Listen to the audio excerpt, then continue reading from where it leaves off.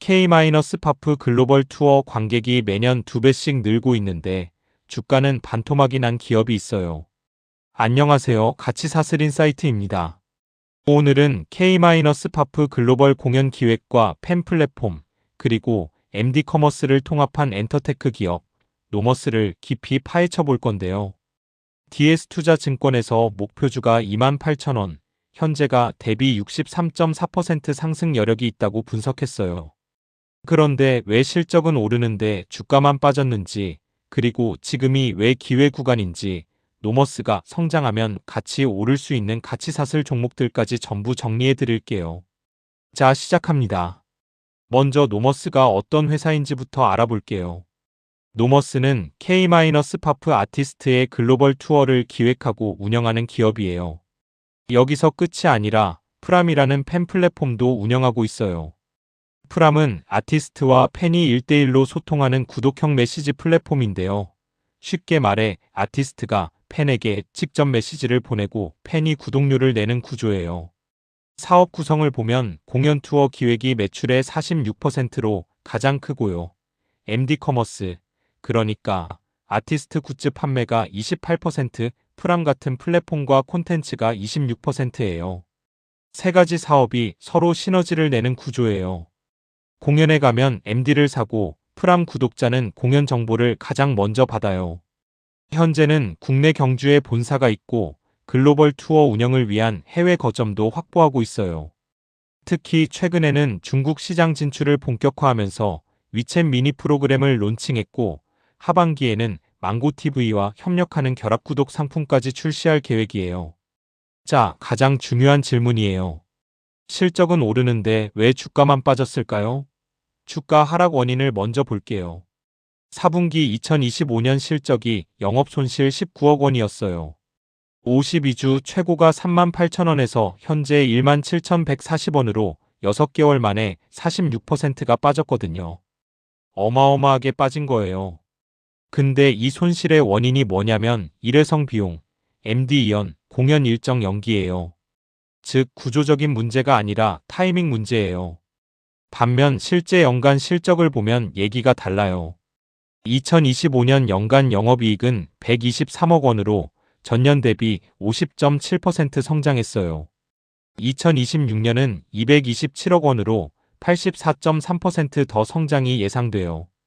관객 수는 2024년 15만 명에서 2025년 20만 명, 2026년은 30만 명으로 꾸준히 늘고 있어요. 더 놀라운 건 이 30만 명분의 공연이 메가 IP 없이도 이미 확정되어 있다는 거예요. 중국 시장은 아직 반영도 안 됐고요. DS투자증권은 이 상황을 두고 이렇게 정리했어요. 일회성 악재를 모두 반영한 주가 구간이라는 거예요. 2026년 실적 기준 PER이 9.4배인데 이건 역사적으로 극도로 저평가된 수준이에요. 그래서 비중 확대하기 편안한 구간이라고 했어요. 노머스의 핵심 성장 동력이 딱 세 가지예요. 첫 번째는 메가 IP 투어 확대예요. 2026년에는 이미 30만 명분의 공연이 확정됐는데 이건 메가 IP 없이도 그렇다는 거예요. 여기에 3분기에는 아레나급 투어, 4분기에는 스타디움급 투어까지 예정되어 있어요. 아레나는 보통 5~2만 명 수용, 스타디움은 4만 10만 명 수용하는 규모예요. 규모가 커질수록 단가도 훨씬 높아지고요. 2027년에는 40만 명 이상으로 레벨업이 전망돼요. 두 번째는 중국 시장 진출 본격화예요. 위챗 미니 프로그램 론칭은 완료됐고 1분기 안에 중국 주요 앱스토어 출시도 완료될 예정이에요. 하반기에는 망고TV와 협력해서 결합구독 상품을 내놓아요. 망고TV가 뭐냐면 중국판 유튜브처럼 생각하면 되는데 K-파프 팬이 엄청 많거든요. 온라인 영상통화나 오프라인 팬미팅 참여 기회를 묶어 파는 모델도 추가될 예정이에요. 중국 사업 반영 시 실적 업사이드가 추가로 생겨요. 세 번째는 프람 플랫폼 아티스트 IP 확대예요. 3월에 제로베이스1 성한빈이 입점하고 2개 이상의 아티스트가 추가로 논의 중이에요. 아티스트가 늘어날수록 구독자 수도 늘고 플랫폼 매출이 안정적으로 성장해요. 플랫폼 매출은 2025년 19.6억 원에서 2026년 26.1억 원으로 33% 성장이 예상돼요. 자, 실제 숫자로 보여드릴게요. 매출은 2023년 42억 원에서 2024년 69억 원, 2025년 76억 원, 2026년 100억 원으로 꾸준히 성장해요. 100억 원 이하로 굉장히 작은 회사인데요. 그만큼 성장 여지가 크다는 뜻이기도 해요. 영업이익률이 더 극적이에요. 2023년에 마이너스 0.5%로 적자였다가 2024년 11.9%로 흑자 전환, 2025년 16.3%, 2026년 22.8%, 2027년 24.1%로 계속 개선돼요. 이 정도 이익률이면 좋은 엔터 플랫폼 기업과 비교해도 손색이 없어요. 밸류에이션을 보면 2026년 PER이 9.4배예요.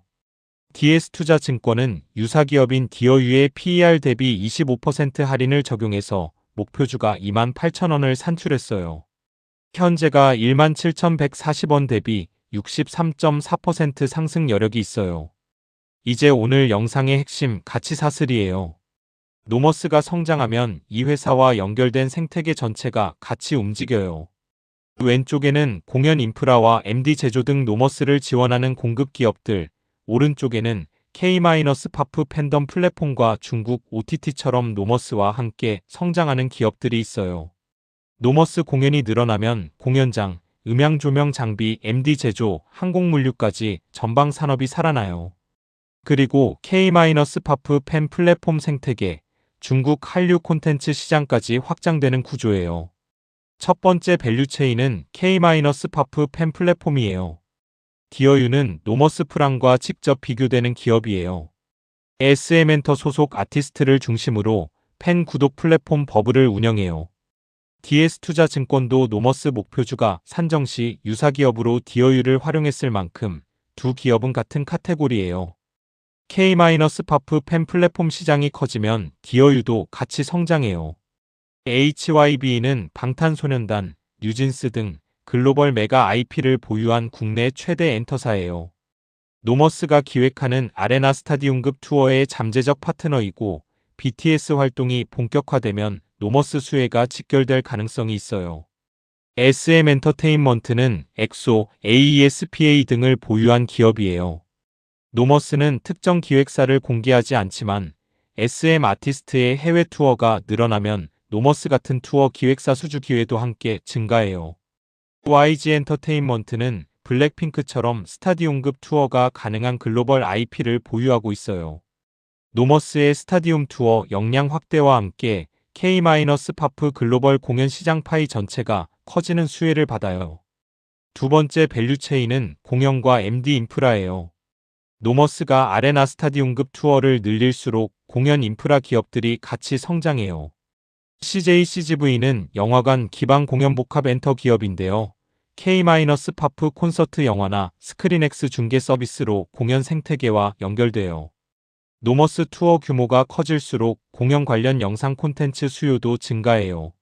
쇼박스, NEW 같은 영화 배급사도 K-파프 콘서트 영화나 다큐멘터리 배급 수요가 늘어나면서 수혜를 받을 수 있어요. 방탄소년단이나 블랙핑크처럼 콘서트 영화가 극장에서 개봉하는 사례가 늘고 있잖아요. 굿즈 제조 라이선스 기업들도 빼놓을 수 없어요. 노머스 MD 커머스가 2026년 28억 원으로 22% 성장이 예상되는데 이 굿즈를 실제로 제조하는 기업들이 직접 수혜를 받아요. 카카오 엔터테인먼트는 비상장이지만 카카오 뮤직이나 멜론 등 K-파프 스트리밍 플랫폼을 통해 노머스 투어, 아티스트 음원 및 콘텐츠 유통 플랫폼으로서 동반 성장 수혜를 볼 수 있어요. 세 번째 밸류체인은 중국 시장 확장이에요. 노머스가 위챗 미니 프로그램과 망고 TV를 통해 중국 시장에 진출하면 한중 콘텐츠 교류 전반이 살아나는 효과가 있어요. CJ ENM은 K- 콘텐츠의 중국 수출에서 가장 큰 수혜를 받는 기업이에요. 한한령 완화 기대와 중국 OTT 협력 확대가 노머스 망고 TV 협력과 같은 맥락이거든요. 카카오 게임즈는 위챗 생태계 기반의 한국 콘텐츠 중국 유통 경험이 있어요. 노머스가 위챗 채널로 중국 시장에 진출하면 같은 채널을 활용하는 기업들이 함께 주목받아요. 컴투스홀딩스는 중국 시장 내 한국 IP 기반 모바일 게임이나 K-파프 콘텐츠와 연계되어 K-파프 플랫폼 성장 시 한중 콘텐츠 교류 확대의 동반 수혜를 볼 수 있어요. 이수앱지스나 YJM 게임즈 같은 K- 중국주들은 한한령 완화 기대 시 중국인의 한국 관광, K-파프 공연 관람 수요 증가와 연결되어 노머스의 중국 팬 대상 오프라인 팬미팅 확대와도 연계될 수 있어요. 균형 잡힌 분석을 위해 리스크도 꼭 짚어드릴게요. 첫 번째는 아티스트 일정 리스크예요. 노머스의 사업 특성상 아티스트가 부상을 당하거나 공연이 취소되면 매출에 직접 타격이 와요. 사큐25 실적이 부진했던 것도 공연 일정이 이연됐기 때문이에요. 두 번째는 중국 사업 지연 리스크예요. 한한령이 다시 강화되거나 위챗, 망고TV 협력이 예상보다 늦어지면 중국 매출이 기대보다 늦게 반영될 수 있어요. 세 번째는 메가 IP 의존도예요. 스타디움급 투어는 특정 슈퍼스타급 아티스트가 있어야만 가능해요. 그 아티스트가 활동을 중단하면 매출에 큰 영향이 생길 수 있어요. 네 번째는 소형주 유동성 리스크예요. 시가총액이 190억 원밖에 안 되는 작은 회사예요. 거래 대금이 낮아서 한꺼번에 많이 사거나 팔면 가격이 크게 흔들릴 수 있어요. 자, 이제 정리해 드릴게요. 노머스는 지금 PER 9.4배라는 역사적 저평가 구간에 있어요. 사큐25 일회성 악재로 주가가 반토막 났지만 연간 실적 성장 궤도는 훼손되지 않았어요. 2026년 30만 명분의 공연이 이미 확정됐고 메가 IP 투어까지 더해지면 관객이 추가로 늘어요. 중국 사업은 아직 실적에 반영도 안 됐고요. 같이 사슬 전략으로는 디어유, HYB, CJ-ENM, CJ-CGV를 병행해서 보시면 좋겠어요. 핵심 모니터링 포인트는 두 가지예요. 메가 IP 투어 수주 공시가 나오는지, 그리고 중국 앱스토어 출시와 망고TV 협력이 실제로 진행되는지. 이 두 가지 이벤트가 확인되면 주가는 크게 반응할 수 있어요. 투자의 최종 결정은 언제나 여러분 스스로 하셔야 해요. 오늘 내용은 DS투자증권 리포트를 바탕으로 한 분석이고 매수나 매도 추천이 아니에요. 소형주이기 때문에 거래량도 꼭 확인하세요. 오늘 영상이 도움이 됐다면 좋아요와 구독 꾹 눌러주세요. 가치 사슬 인사이트는 종목 하나가 아니라 그 종목과 연결된 생태계 전체를 분석하는 채널이에요. 알림 설정까지 해두시면 이런 가치 사슬 분석 영상이 올라올 때 바로 받아보실 수 있어요. 댓글로 분석 원하시는 종목 남겨주시면 다음 영상에서 꼭 다뤄볼게요. 감사합니다.